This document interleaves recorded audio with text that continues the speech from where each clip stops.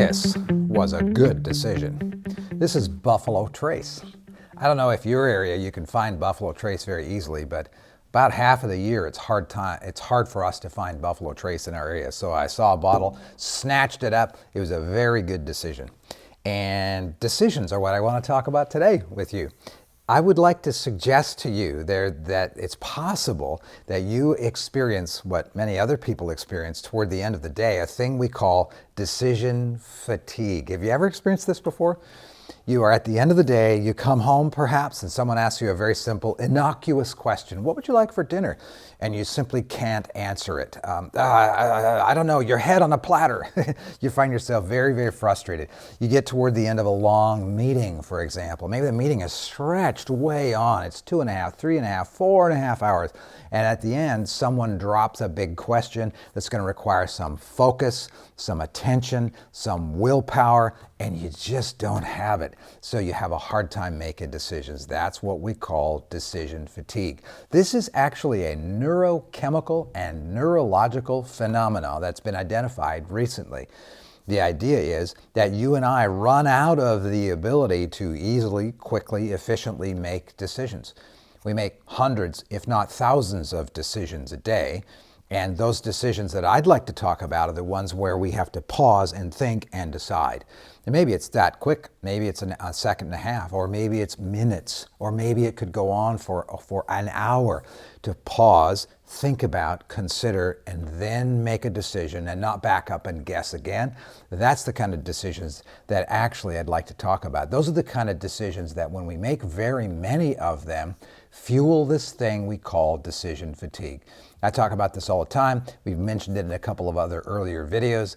Decision fatigue occurs, it seems, that when you and I get up to about the 75 conscious, pause, focus, decide type of decisions in a day. Maybe 100, it's kind of hard to tell, but right in about that range. Then we start to get to a place where it's harder and harder for us to make decisions. And it's not that we can't make those decisions. It's just that they're harder and harder and harder to make. We have a sense that if it's difficult for us to make a decision, it must mean it's an important decision. Well, no, it's just that our brain has run out of the fuel that it uses to make focused, paused, conscious decisions. That fuel is a form of glucose. It's very difficult. And we find that there are some things we have learned that enable us to overcome decision fatigue. And in fact, these are the very same things that enable us to have greater willpower, or to use the willpower we have got in more effective ways. If you want to be a person who's seen as and benefits from disciplined use of your willpower, then the next few minutes will be very helpful for you. Decisions require focus, attention, and willpower. In fact, most of our willpower that we go through is chewed up. Most of it is used, and we know there's a limited amount in any given day, by making these types of decisions. And a decision might be to stop something, to pump the brakes, or a decision might be to go ahead with something. Either way, it's a decision that requires focus, willpower. Well, what is this willpower thing? We've come to understand that willpower mostly happens in the medial prefrontal cortex of the brain. This is that part of the brain where those old V8 commercials used to identify when a person had V8 cocktail juice, this fortified tomato juice, actually kind of good. Add a bit of Tabasco to it, that's really good. Some of you even add a little bit of vodka to it or something like that. It's not exactly the best way to use V8, but you know what I'm talking about. Back in the day when those commercials would happen, when somebody would go, I could have had a V8. That gesture right there is a universal gesture. Every culture does it when they express physically a failure of willpower. Why is that? Interestingly enough, coincidentally perhaps, our willpower happens right up here in the medial prefrontal cortex. And our willpower has three different things that happen at once. One part of it is I will do this. That happens in a part of our brain. At the same time, we're thinking, and I won't do this. That happens in another part of our brain up front. And then there's a third part to willpower, which is because I want this. These three things happen together. I will, I won't, because I want. Those all happen right up there in the medial prefrontal cortex of the brain. They require absolute focus. Now, maybe the focus only lasts for a few seconds, or maybe it lasts for a few minutes, but either way, it requires absolute focus. Nothing else is going on in our brain when we are using our willpower. A flash of willpower, or willpower drawn out for a few moments. I will do this. I won't do that because I want this. Think of the last time you were in a meeting with somebody at work, because of course you are a leader or a manager or a supervisor. You're responsible for influencing people in your organization and your enterprise to do better and be better, right? So you're sitting around in a meeting with people and maybe someone says something that you just want to react to. How do you live with yourself? How do you not fall down more? And you want to hand them a helmet or something like that. Or you want to be really toxic, or you want to be really sharp with the response, or you want to roll your eyes and say, I'm bored out of my mind, and spit on the ground and walk out of the room, right? But you don't. It's an act of willpower for you to look at that person, have a professional expression on your face, to ask a kind question. What's going on there? Well, I will ask a question that's not sarcastic. I won't be sarcastic and roll my eyes because I want a good working relationship with that person. Or I want to be able to have a free afternoon instead of that person coming in after the meeting saying, got a minute, right? Which is going to take 2 hours for you to unravel the mess. So you use your willpower. We call that being a professional, right? So professionals in any environment do this very same thing. A professional athlete, I will exercise today. I won't stay at home today because I want to be better at my job. A professional technician, a professional creative person, I will stick with this even though I don't feel any good ideas coming my way. I won't give up and go watch reruns of Family Guy because I want to have some sort of creative breakthrough. That's how willpower actually works. It's very, very, very cool, but it is in short supply. And so we want to guard our willpower, and we want to use it wisely. We want to use it in short bursts. And the most, as I said a while ago, the most common way we blow through the willpower and through the fuel called a form of glucose that powers our willpower is by making decisions. So we want to get better at making decisions. That's one of the best ways to expand and extend our willpower, because willpower and focus are what we use in order to make decisions. So you want to be better at using your willpower. You want to be better at making decisions. That's how those go together. Here's a few ideas about how to be better at making decisions, which is the most common way we use up all of our willpower. First of all, decide in advance something. Whatever the decision is, decide it as far in advance as you possibly can. Don't wait until the last minute to make a decision. We know, through a tremendous amount of research that we've done, others have done, that it takes more willpower, more focus, more concentration to make a decision toward the end when you have to make it than it does way in advance. If you decide something in advance, as far in advance as possible, you will use less willpower. It's easier to make a decision about what I'm going to do next Monday when it's 7 days away than what I'm going to do today, Monday, right here, right now. It's easier from a willpower standpoint. So decide in advance. And in fact, if you can set up a rule where a decision comes your way to make, and if it has to be made right here and right now, challenge that. Ask, does this decision have to be made now?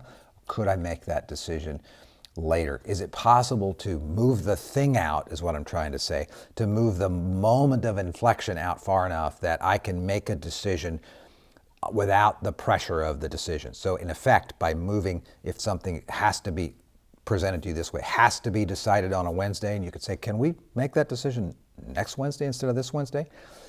That'll give you room, and then you could make a decision. So make a decision in advance, and it will use less willpower, if it's possible. Here's a second idea. Group your decisions so you will make similar decisions at the same time. If you're going to make decisions that are financial decisions, make all those at the same time if it's possible. If you're going to make decisions about how you're going to assign work, make a bunch of decisions about how to assign work all at the same time. Group your decisions together so you're making the same kinds of decisions all at the same time. If you have to make hiring decisions, then make the hiring decisions all at the same time. This is why it's so powerful to get together and make strategic plans, because in fact, you're making a bunch of strategic decisions all at the same time. And once your mind gets into the flow of making those decisions, and the people with whom you're working are in the flow of making that kind of decision, and they're making it in advance, then the beauty of it is it's easier to make those decisions. So group your decisions together. Here's another simple example of that. What am I going to eat this week? Well, don't decide at the last minute. Decide in advance and decide what you're going to have to eat all at once. What am I going to eat Monday for dinner, and Tuesday and Wednesday and Thursday and Friday? Decide all of that all at once. It's amazing when you group or chunk your decisions together how much easier they are to make that way. All right, here's the third idea. Only make one decision where multiple decisions present themselves. If you make one decision and there are a bunch of options and a bunch of decisions all coming your way, the type of decision you're going to make there is a standard. That means that in this kind of situation, we are always going to be doing this. That means that the 13 or 14 decisions that will come your way in the month that have to do with that theme have already been decided because you decided on a standard. We always do this. We always do this. It's one decision. Then all you have to do is refer back to that decision. You're not making that decision again. Make one decision by backing up, kind of going upstream, looking at the standard that you will set. That will help make a bunch of other decisions. Might be simple. I like Pendleton shirts. I like them a lot. So here's a good example of that. If you look through all of our video page, you'll see that almost every shirt that I'm wearing is one of these really cool Pendleton shirts.